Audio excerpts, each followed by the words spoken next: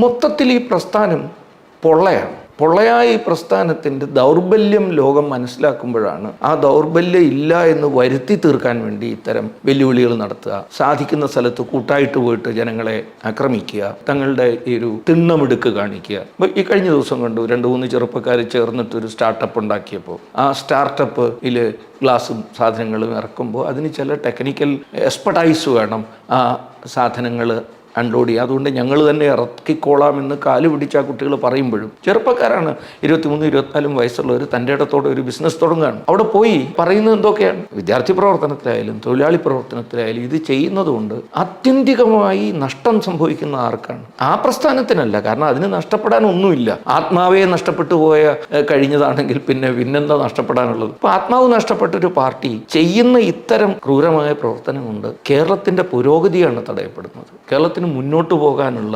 അവസരങ്ങളാണ് ഇല്ലാതെ ആയിക്കൊണ്ടിരിക്കുന്നത്.